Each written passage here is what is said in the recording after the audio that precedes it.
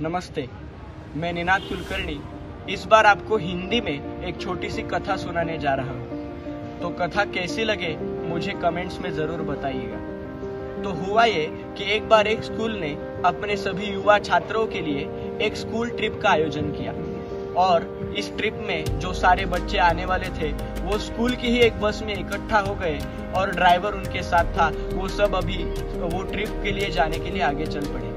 हुआ ये कि रास्ते के बीच में ही एक बड़ी सुरंग लग गई। सुरंग के आगे बोर्ड था और बोर्ड पर ऐसा लिखा था कि इस सुरंग की ऊंचाई 5 मीटर है, उससे जो ज्यादा बड़ी वाहने हो वो अंदर ना जावे। लेकिन जो ड्राइवर था वो इससे पहले भी बहुत बार उसी बस से उस सुरंग से गुजर चुका था, तो उसने सोचा कि अरे कोई दिक्कत नहीं, हमारी बस जा सकती है, और वो आगे निकल पड़ा।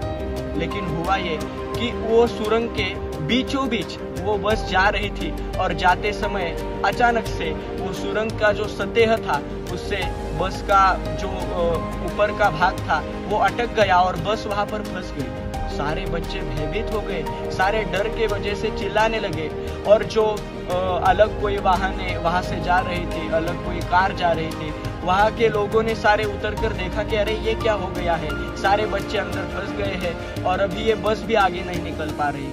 सब लोग अपने अपनी ओर से कुछ प्रयास करने लगे, कुछ कोशिश करने लगे। एक भले आदमी ने अपने कार से मोटी रस्सी निकाली, पूरे बस को वो रस्सी बांधकर वो आगे खींचने का प्रयास करने लगा। वो रस्सी टूट गई लेकिन बस कोई आगे बढ़ने से मना कर रही थी। सारे लोग सोच विचार में पड़ गए कि क्या कर सकते हैं। सारे लोगों ने अपने दिमाग का अभी जो कंफ्यूजन है वो और बढ़ा लिया, सब सोच विचार करने लगे। लेकिन उस बस से एक छोटा बच्चा उतरकर बाहर आया और उसने बस को चारों ओर से देखा। गौर से देखने के बाद उसने ड्राइवर को बुलाया और कहा कि भैया एक काम करते हैं, अपना ये जो बस है ना, इसकी जो टायर है नीचे के, वो टायर में हम हवा थोड़ी कम कर देते हैं। अगर टायर की हवा आधी भी कर जाए तो बस को ज्यादा दिक्कत होगी नहीं, लेकिन हमारी बस शायद निकल जाए। और वैसा ही हुआ। सब लोगों ने वो टायर की थोड़ी हवा निकाली।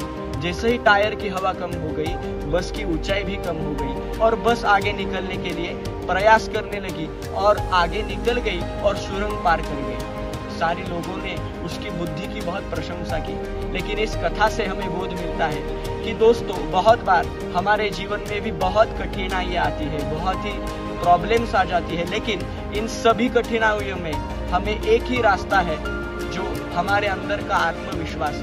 और बहुत बार ऐसा है कि प्रॉब्लम्स हमारे ही अंदर होते हैं। हमारा जो प्रेस्टीज है, हमारा ओवर कॉन्फिडेंस, हमारा खुद पर बहुत ही ज्यादा विश्वास या खुद पर गर्व, ये चीजें अगर हम हमारे अंदर से ही बुराई दूर करें तो हमारे प्रॉब्लम्स में, मुसीबतों में हमें ही खुद रास्ता मिल जाता है। धन्यवाद। कथा कैसी लगी मुझे कमेंट्स में बताएं। धन्यवाद।